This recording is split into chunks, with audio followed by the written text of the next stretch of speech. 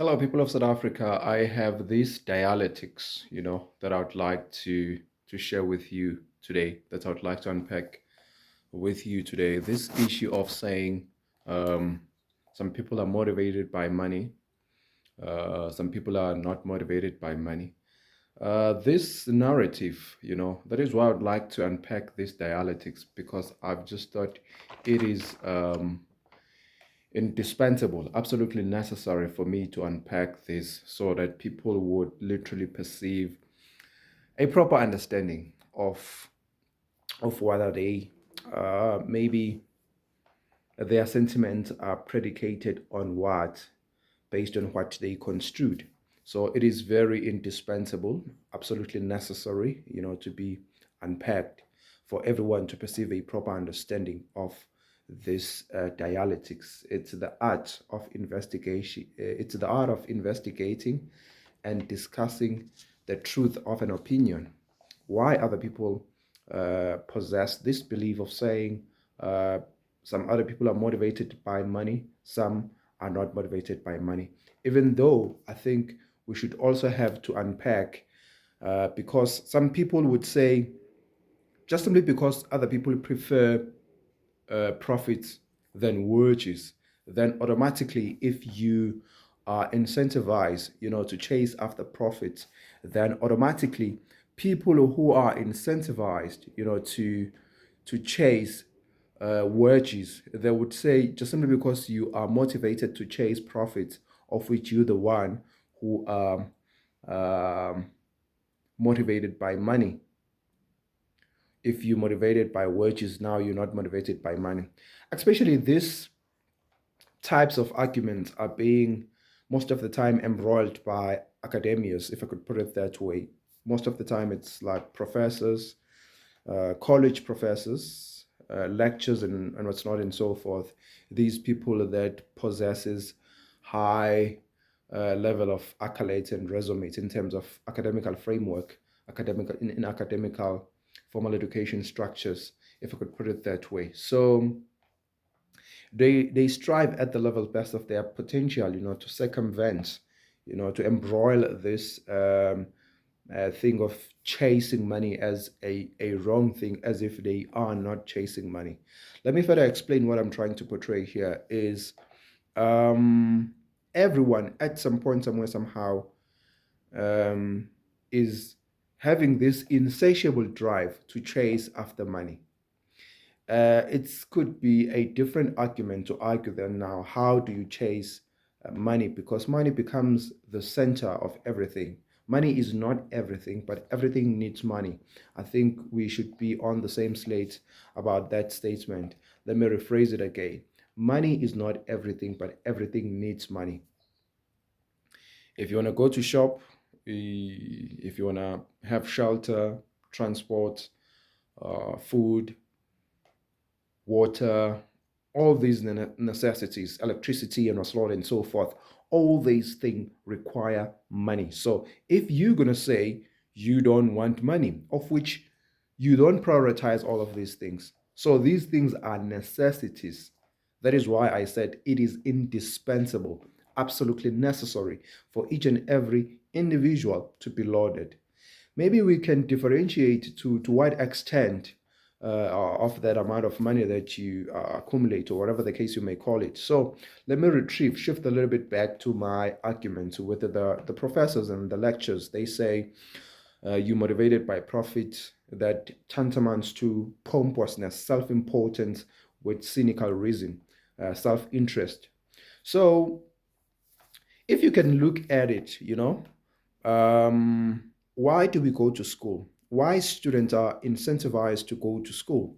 It's just simply because they were sold this fallacy, this fiction, this delusion that if you go to school at some point, somehow, you're going to be successful. And this success, it always eventually and even eventually and ultimately gravitate to money, because how do we measure success most of the time, even if there are some other a negative connotation towards this, but there's something which is positive as well about this, is that Success will always be eventually and ultimately be measured in money, in possessions, in assets at some point, somewhere, somehow, whether you like it or not, because we see success based on the things that an individual can afford at some point, somewhere, somehow. If, like for instance, let me go to this. Let me just be very crystal clear, quite frankly, in a nutshell, without fear of prejudice. I'm just going to be blunt with you and very candid with you. So here is the case whereby if you could ask a student, why do you chase after academics, after school, they will tell you that they want to live large, they want to live extravagantly, they want to be successful and what's not, and so forth, because that's what lectures incentivize students to study so that they can have a bright future, right? That's the whole point. And if future is bright, future becomes bright by you affording things and having more than enough resources for whatever that you would like to have in life. It might tantamount to cars, houses, lavish life, living extravagantly, maybe living in the suburb if you was probably living in an informal settlement or in townships. So it tantamounts to all of those things. So the real cogent reason for people to endeavor a successful life, it always tantamounts, it always rolls back to the point of money. So whether you like it or not, people are going to school so that they can have a brighter future.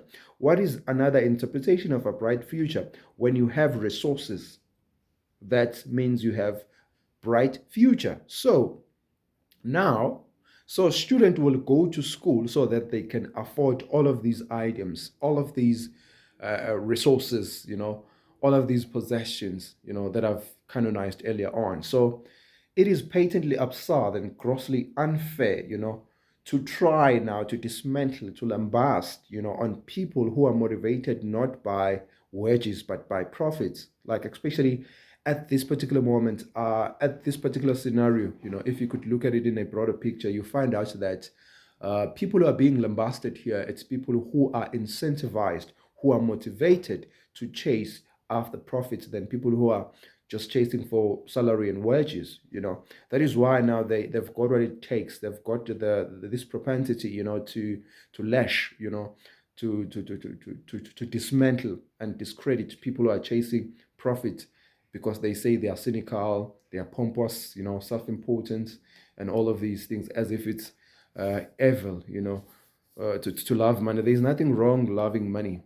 You're not loving money. You're loving resources that can be brought by money. So that has been always the case. So everyone at some point, somewhere, somehow. Some people are saying, I'm not motivated by money. You find professors lecturing in universities or maybe having these PhDs and what's not and so forth.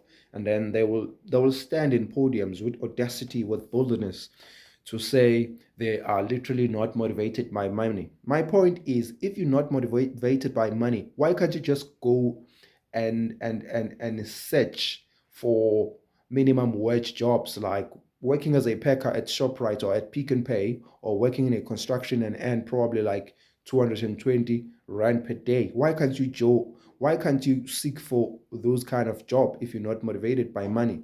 They know that by obtaining all of these accolades and resumes, honors, masters, PhDs, doctorate, and what's not, and so forth, they know that goes with an increment in salary. Because if you have master's degree, honors degree, doctorate, PhD, at some point, somewhere, somehow, even the amount of money that you ought to earn, it will substantially be tantamounted to that level or that standard of academia. So at some point, somewhere, somehow, they use academic for increments in their salary. It's not because they are not motivated by money, because the very same people who are saying they are not motivated by money, they still go the extra mile, far by extension, in a larger degree, chasing after what you might call this, chasing after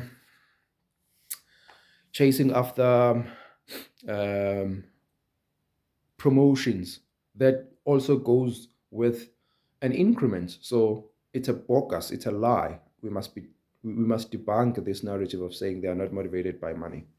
Thank you very much. Have a lovely day. Have a lovely one.